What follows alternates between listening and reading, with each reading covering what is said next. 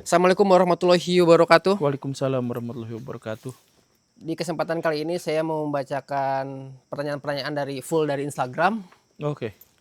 Tapi sebelum itu saya baca sebuah postingan, statusnya adalah Allah yang menjamin rizkimu saat dolar 6.000. Allah juga yang menjamin rizkimu saat dolar 18.000. Ah, Yakinlah rizkimu tak akan pernah diambil orang atau salah alamat. Kita bisa menilai dalam dua perspektif. Pertama mungkin ya udah pasrah dan pasrah tapi tawakal sambil kerja. inilah yang dimaksud dengan logika mistika. Mm. Jadi kita tuh menyerahkan kesimpulan kita itu pada hal-hal yang gaib. Jadi kalau misalkan kita berbicara tentang hal-hal yang gaib, misalkan gini ya, Allah Subhanahu wa Ta'ala, Tuhan yang Maha Kuasa, itu bisa menghentikan rezeki kita kalau kita punya dosa-dosa tertentu. Itu dijamin. Allah Subhanahu wa Ta'ala atau Tuhan yang Maha Kuasa itu juga bisa memberikan kepada kita rezeki yang tidak terbatas. Itu juga dalilnya jelas. Nah, yang menimpa kita tuh yang mana?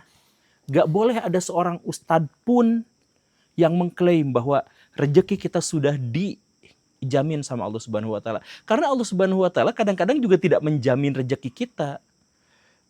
Kan gitu. Ada yang dikasih azab, ada yang dikasih penderitaan, ada yang dikasih kemiskinan, itu juga adalah jaminan dari Allah Subhanahu wa Ta'ala.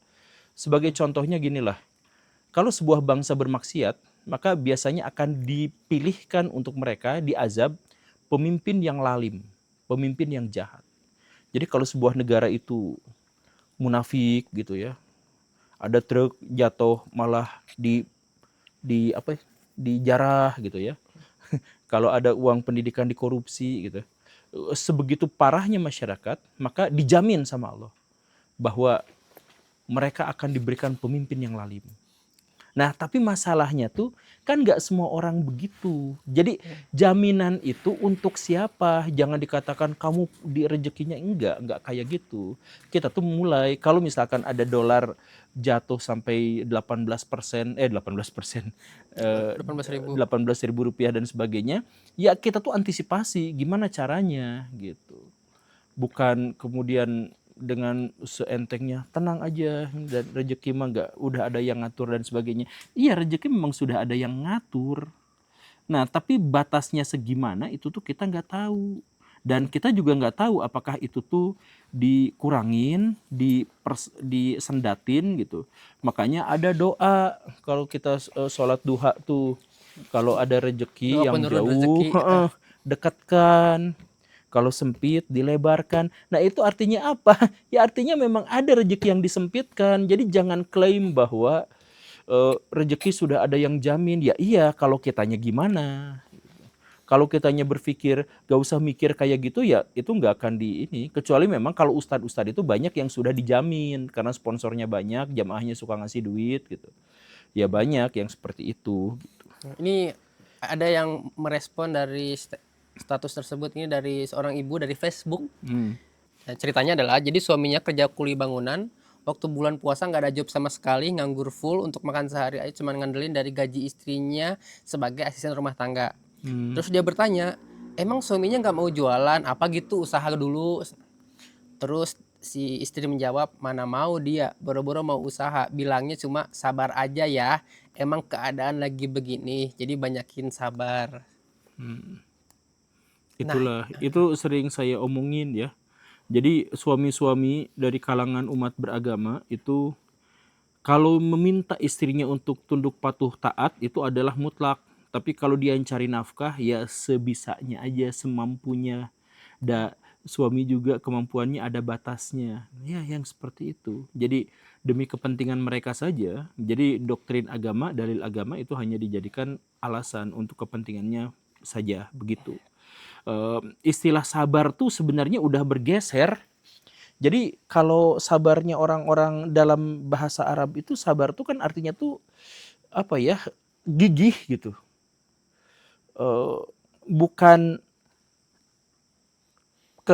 jadi gini nih, nggak pasrah gitu. kayak bahasanya, kayak bahasa orang Surabaya, bondo nekat. Jadi orang bondo nekat generasi awal Tuh kan, modal nekat. Iya, Modal nekat generasi awal, kalau ada Persibaya main di Persib, berangkat aja. modal nekat tuh Heeh. bukan berangkat aja nanti urusan nanti ngejarah apa bukan, tapi ya udah dia bayar pakai duitnya, dia berjuang pakai duitnya, itu nekat tuh gitu. Nah sekarang malah diganti jadi gak bayar kemana-mana, langsung aja gitu. Nah kayak gitu kayak sabar juga kayak gitu. Jadi sabar tuh sebenarnya adalah kita tuh gigih dalam sesuatu gitu. Makanya sabar tuh sama para ulama tuh disebut menjadi 3 gitu ya. Ada sabar dalam menahan maksiat, sabar dalam melakukan kebaikan. Jadi kebaikan tuh ada sabarnya, dan sabar menghadapi celaan gitu ya, atau menghadapi rintangan dan sebagainya gitu. Nah, sabar dalam kebaikan gitu artinya tuh apa? Ya gigih dalam kebaikan itu. Sabar dalam menahan maksiat itu berarti artinya gigih dalam menahan. Tapi ini diplesetin dong, sabar tuh jadi ya sudah pasrah aja, tunggu segini gitu. Jadi justru itu si suaminya itu sangat tidak sabar. Jadi si suami itu kalau ada ini jangan ngasih nasihat ke istrinya supaya sabar, dirimu sendiri yang nggak sabar gitu. Kan kemarin Pak Guru upload video soal hutang berhutang. Oh iya. Lalu itu juga udah mulai ada yang daftar untuk ternyata ke combat batch 2. Oh iya, iya. Tapi ini ada yang berkomentar yang cukup kayaknya perlu Pak Guru jawab ya. Pertanyaannya adalah, sebenarnya saya tuh pengen ikut combat gitu. Tapi karena dia juga punya hutang, tapi pikiran saya sedikit skeptis. Maaf sebelumnya, ini pikiran saya. Kan saya lagi banyak hutang. Eh, Terus masa solusinya diajak kumpul-kumpul. Terus memang kalau sudah kumpul-kumpul hutang saya jadi lunas. Kan kalau lagi banyak hutang gini solusinya adalah dikasih pinjam uang buat bayar hutang tersebut. Ini di chat. Kok kalau solusi dari orang yang berhutang adalah dikasih hutang? Dikasih pinjaman. Iya, ya itu namanya bukan solusi, atau itu mah nambah utang. Itu gali lubang tutup lubang. Jadi skeptislah pada pikiran Baraya sendiri. Jadi yang kami tawarkan itu bukan kumpul-kumpul semata. Jadi yang pertama, kita bikin manajemen utang dan uang. Jadi kalau utang misalkan 100 juta terdiri dari KPR, terdiri dari utang cicilan mobil, terdiri dari utang ke tetangga, terdiri dari utang ke teman dan sebagainya. Pertama kita petakan mana yang harus diprioritaskan dibayar dulu gitu. Nah kemudian nanti kita bikin manajemen tabungan. Nanti ini dan lain sebagainya. Itu tuh ada teorinya, ada materinya. Nah ini materinya kayaknya sih masih terlalu mengambang. Ya karena kita tuh komitmen tidak akan bayar utang, tidak akan membayarkan utang untuk Baraya. Tapi kita tuh janjikan bahwa kalau ikut program ini, itu insya Allah utang itu akan terbayar dengan sangat cepat. Karena apa? Yang pertama tadi ada manajemen utang. Kemudian yang kedua itu ada manajemen uang. Nanti kalau kita sudah punya uang, apa yang harus dilakukan? Bagaimana caranya melunasi utang? Itu kita bahkan bikin tabelnya, kita bikin matriksnya, kita bikin game untuk memahaminya, dan sebagainya. Kemudian kita juga di situ ngasih solusi berupa apa? Berupa lapangan pekerjaan. Satu, nanti lapangan pekerjaannya tuh diantaranya ada jadi tukang afiliator, ada tukang konten kreator, ada peternak, ada untuk UMKM dan sebagainya. Kita di sana kasih teori, kita kasih praktek, kita kasih koneksi. Semuanya dikasih. Nah, kalau sudah ikutan itu artinya apa? Punya penghasilan tambahan. Penghasilan tambahan itu kita petakan gimana sampai berapa lama dia bisa melunasi utang. Dan insya Allah akan menjadi lebih cepat.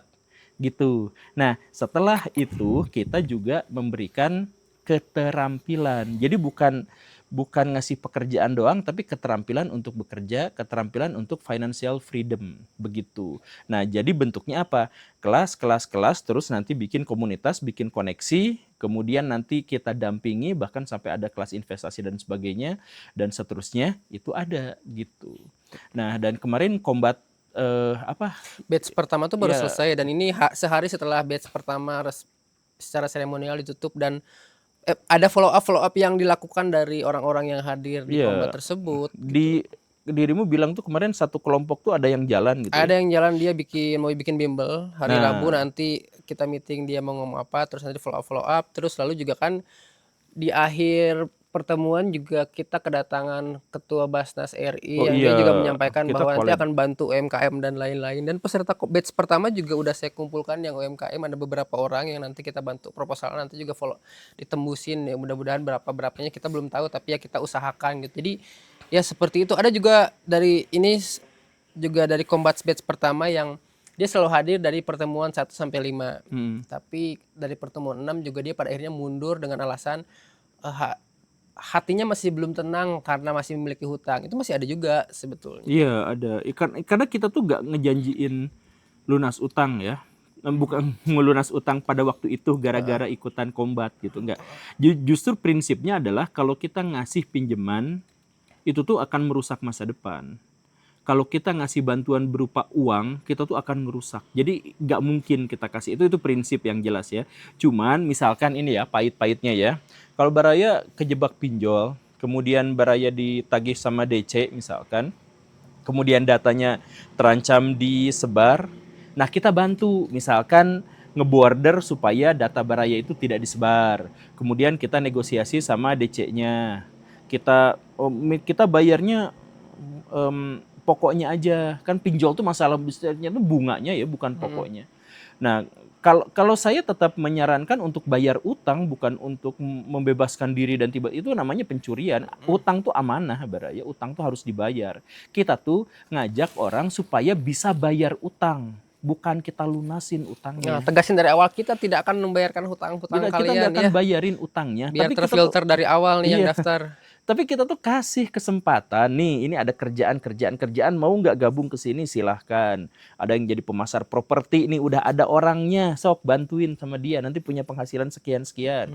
Kita ada yang jadi konten kreator short, ada konten kreator Terus Kang panjang. Epul itu dia punya lahan di Cisarua 1000 meter Nah, dan iya itu. digarap. Ayo kan Silahkan buat garap yang lahan pertanian. nganggur Kita tuh. ada 3 sekarang lahan Betul. pertanian di Kombat 1 tuh, yang siap digarap kalau mau tuh. Nah, kalau misalkan mau digarap rame-rame silahkan tuh. Ada yang sewa boleh, ada yang gratis boleh, bagi hasil boleh, ada macam-macam. Tapi intinya kita nggak bayar lunas utangnya. Kita hanya membuat Baraya semua berdaya dalam membayar utangnya.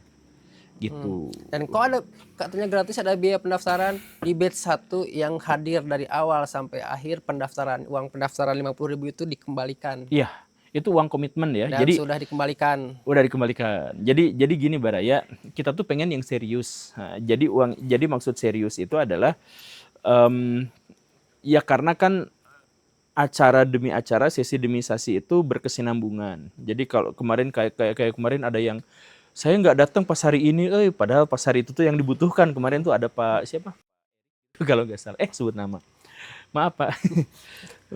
Itu ada yang ketinggalan. Nah, jadi sebenarnya pendaftaran 50.000 pendaftaran apa itu adalah uang komitmen. Uang komitmen itu akan dikembalikan 100% di akhir kalau semua sesinya itu dilaksanakan. Dan kok ada yang nggak bayar, berarti uangnya diambil admin dong. Ada subsidi silang, jadi yang kelas afiliator itu berbayar untuk peserta yang ikutnya. Nah, uang yang kalian nggak hadir kemarin disubsidi silangkan ke orang yang ikut afiliator itu. Iya. Jadi subsidi silang. Semuanya sudah disalurkan, semuanya kembali ke peserta-peserta yang hadir. Iya Itu sih gitu paling ya. laporan dari saya sebagai pelaksana.